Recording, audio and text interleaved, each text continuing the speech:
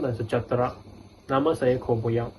Hari ini saya ingin membentangkan kajian kita, iaitu isu kenaikan harga barang di Malaysia. Kini, isu kenaikan harga barang di Malaysia menjadi semakin serius dalam kalangan masyarakat. Kenaikan harga barang akan menyebabkan kos sara hidup masyarakat meningkat dan menimbulkan keresahan rakyat yang memberi kesan kepada ekonomi Malaysia. Oleh itu, kajian ini dijalankan untuk mengenal pasti faktor dan kesan kenaikan harga barang. Seterusnya, sampel kajian kita dikumpulkan secara kualitatif, iaitu melalui sumber rujukan, dan kuantitatif, iaitu melalui borang soal selidik sebanyak 50 orang responden telah diambil kira untuk hasil dapatan kita. Kos sara hidup merupakan keperluan kewangan untuk menampung kehidupan seharian penduduk untuk mereka melangsungkan kehidupan seharian seperti sedia kala. Kos sara hidup bagi setiap negara berbeza-beza, bergantung kepada beberapa faktor, antaranya ialah ekonomi, jumlah penduduk, pendapatan isi rumah dan juga harga barangan di setiap negara. Sebagai contoh di Malaysia, purata kos sara hidup bagi setiap isi rumah ialah RM4,285 bersamaan dengan $1,066 USD. Namun, peningkatan kos sara hidup di Malaysia berlaku beberapa tahun kebelakangan ini menyebabkan impak negatif kepada penduduk Malaysia.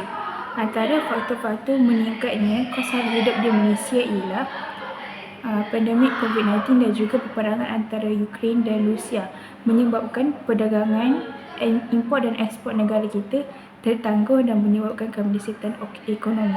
Oleh kerana itu, peningkatan kos sara hidup telah dirasai oleh rakyat Malaysia.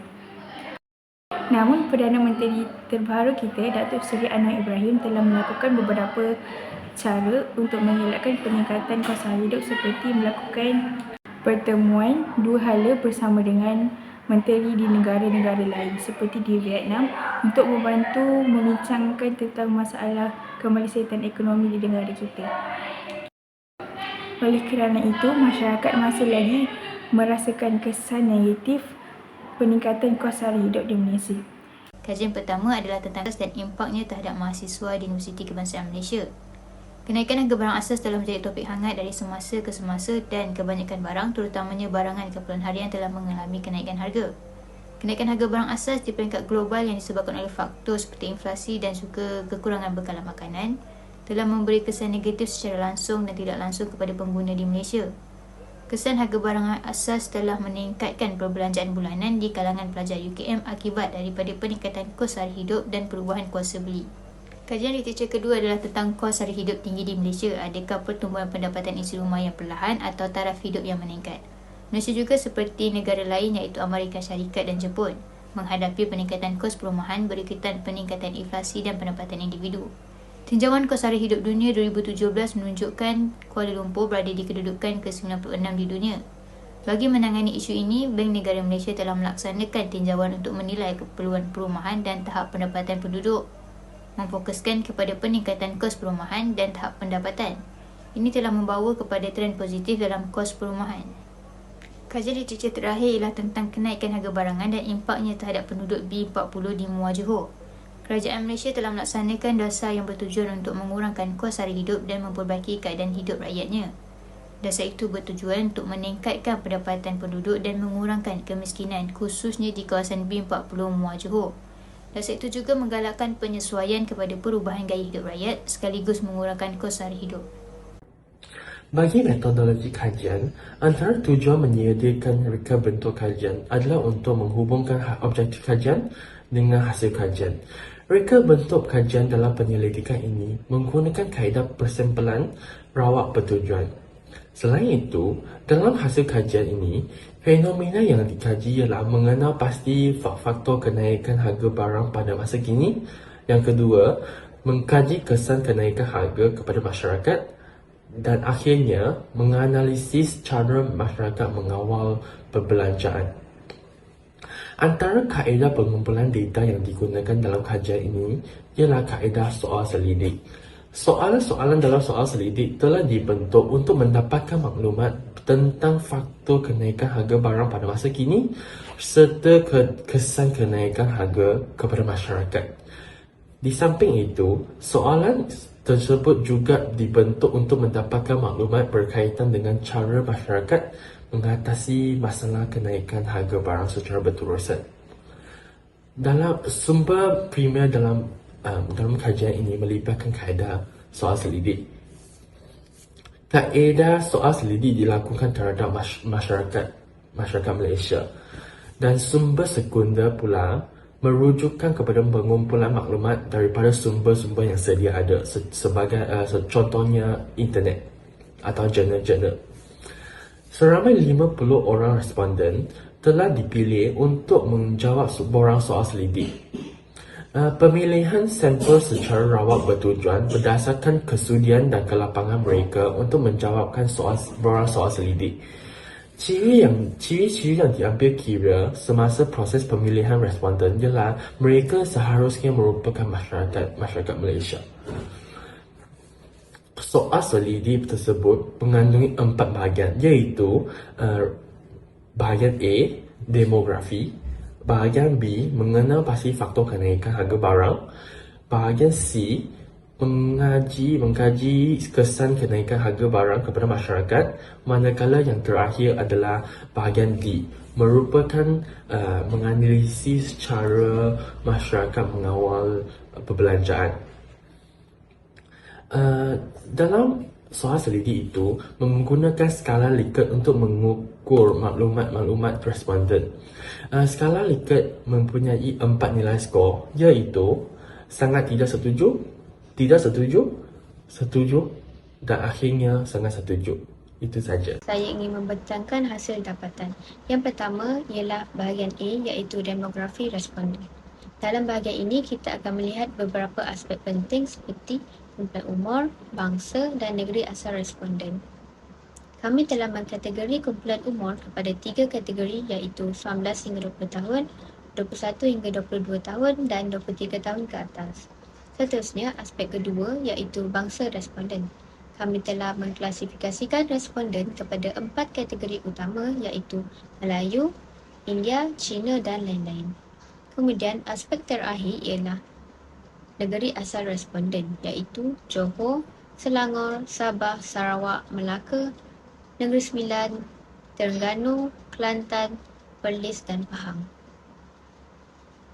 Dalam isu ini terdapat 7 faktor yang telah dikenal pasti. Yang pertama ialah perbuatan menyorot barang. Yang kedua, kekurangan bahan mentah dan sikap peniaga yang sesuka hati menaikkan harga barang. Yang ketiga, kenaikan mata wang asing berbanding dengan mata wang Malaysia. Yang keempat, permintaan barangan yang melebihi dengan penawaran barang. Yang kelima, bergantung kepada sumber import. Yang keenam, kenaikan harga minyak. Dan yang terakhir, pengurangan subsidi.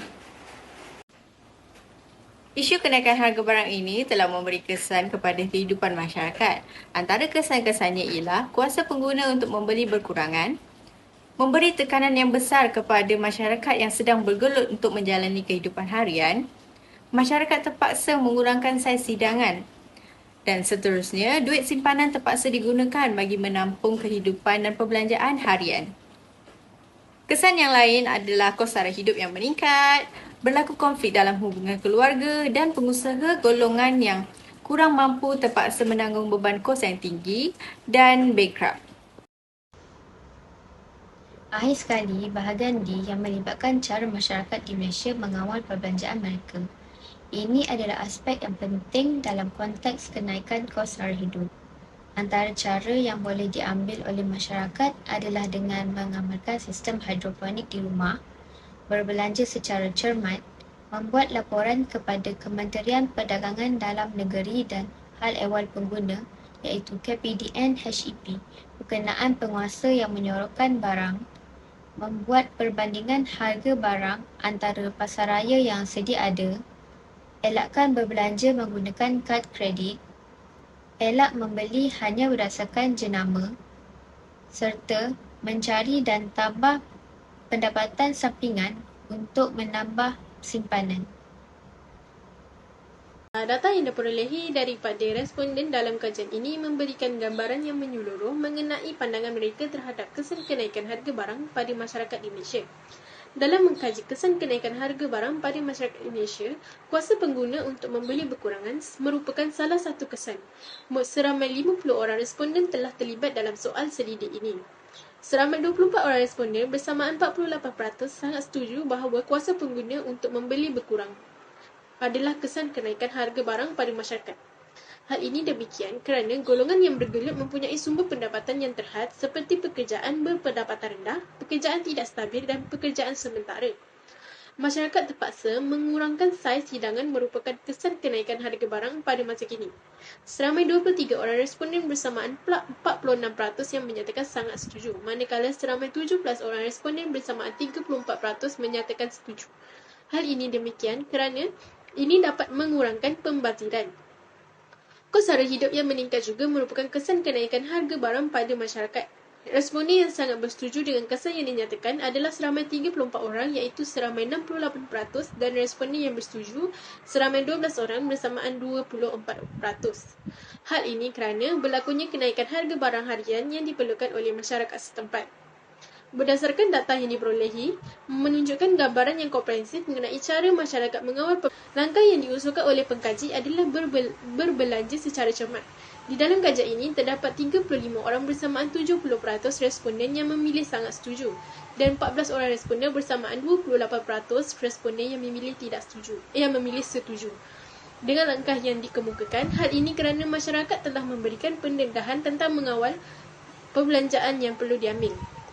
Di samping itu, langkah yang dapat dibuat bagi mengawal perbelanjaan dalam kalangan masyarakat adalah membuat perbandingan harga barang antara pasaraya yang sedia ada. Kajian ini telah mendapat 47 orang responden yang bersamaan 94% yang bersetuju. Hal ini kerana responden percaya bahawa membuat perbandingan harga antara pasaraya yang sedia ada dapat membantu masyarakat membuat keputusan dengan lebih tepat. Baiklah, sekarang kita akan pergi ke bahagian perbincangan di mana kita akan membahaskan dengan lebih mendalam lagi hasil dapatan kajian. Jadi kita akan mulakan bahagian ini dengan bahagian A iaitu demografi responden yang terdiri pada umur, bangsa dan juga negeri asal. Jadi rata-rata responden daripada kajian ini terdiri daripada kalangan umur 21 sehingga 22 tahun. Hal ini kerana ahli kumpulan kami kebanyakannya menyebarkan link pautan Google Form kepada rakan-rakan sebaya. Kemudian, majoriti bangsa yang menjawab kajian ini adalah daripada kaum Melayu dan Cina. Hal ini sebabkan majoriti penduduk di kawasan kajian adalah berbangsa Melayu dan juga pelajar-pelajar UTHM yang berbangsa Cina. Bagi negeri pula, majoriti responden berasal daripada negeri Johor, yakni kerana kawasan kajian iaitu di UTHM yang berpusat di negeri Johor itu sendiri. Jadi kita pergi ke bahagian B pula untuk membahaskan faktor kenaikan harga barang pada masa kini. Jadi faktor kenaikan harga barang yang paling dipersetujui oleh para responden adalah faktor kenaikan mata wang asing, iaitu seramai 98% para responden bersetuju sekiranya nilai mata wang asing meningkat, maka kos barangan import juga akan meningkat kerana nilai mata wang kita yang rendah. Faktor kedua pula adalah faktor kenaikan harga minyak. Apabila harga minyak meningkat, ia akan menyebabkan kos pengangkutan dan logistik juga meningkat. Kesannya, pengeluar akan menaikkan harga di pasaran untuk membiayai kos pengangkutan tersebut. Faktor ketiga pula adalah kekurangan bahan mentah. Majoriti responden bersetuju apabila bahan mentah terhad, kos barangan akan meningkat kerana pihak pengeluar terpaksa membayar lebih untuk mendapatkan bahan mentah tersebut. Hasilnya, peniaga akan meletakkan harga yang lebih tinggi kepada pengguna. Faktor yang seterusnya pula adalah kebergantungan kepada sumber import. Jadi, apabila negara import mengalami ketidakstabilan ekonomi ataupun bencana alam di negara mereka, mereka akan bertindak untuk menaikkan harga barangan import kepada negara kita kerana situasi bekalan mereka terganggu. Kesannya, harga barang di negara kita akan meningkat. Faktor seterusnya pula adalah permintaan melebihi penawaran. Jadi, seramai 92% para responden bersetuju dengan hukum dasar ekonomi di mana sekiranya permintaan suatu barang melebihi penawaran, maka harga barang tersebut akan cenderung untuk meningkat. Kesannya, pembeli akan bersaing untuk mendapatkan harga barang tersebut mendapatkan barang tersebut walaupun dengan harga yang tinggi. Faktor keenam pula adalah pengurangan subsidi. Jadi, para responden bersetuju subsidi kerajaan dapat mengurangkan kos pengeluaran. Akan tetapi apabila subsidi dikurangkan, maka kos pengeluaran meningkat di mana pengeluar akan mengenakan kos yang lebih tinggi kepada pengguna. Faktor yang terakhir adalah penyembunyian barang oleh peniaga. Jadi, para responden bersetuju peniaga menyembunyikan barang untuk mendapatkan keuntungan yang lebih tinggi. Apabila berlakunya kekurangan barang ataupun stok, peniaga dapat meletakkan harga yang lebih tinggi dan menindas pengguna. Kesimpulannya, peningkatan kos sara hidup di Malaysia masih lagi memberi kesan negatif kepada negara kita dan seterusnya memberikan impak yang sangat besar kepada penduduk Malaysia daripada golongan B40 dan juga M40. Bukan sahaja penduduk Malaysia, malah kerajaan juga perlu membantu untuk menyelesaikan masalah peningkatan kos sara hidup di Malaysia kerana masyarakat sangat merisaukan tentang ekonomi negara dan juga bagaimana mereka ingin menjalani kehidupan seharian mereka jika peningkatan kos sara hidup meningkat secara mendadak setiap tahun. Harapan kami adalah semua pihak dapat membantu untuk menyelesaikan masalah peningkatan kos sara hidup. Bukan sahaja penduduk Malaysia dan juga kerajaan sahaja yang perlu mengambil tindakan untuk menurunkan kos sara hidup. Kementerian Kewangan dan Ekonomi Negara juga dapat diharapkan untuk membantu menyelesaikan masalah konflik kemalaysiaan ekonomi negara agar peningkatan kos sara hidup dapat dikurangkan. Kesimpulannya, semua pihak di Malaysia diharapkan agar dapat bersatu padu bekerjasama untuk membantu mengurangkan masalah peningkatan kos sara hidup di Malaysia agar masyarakat dapat hidup dalam kalangan majmuk secara harmoni dan berwawasan. Sekian daripada saya. Terima kasih.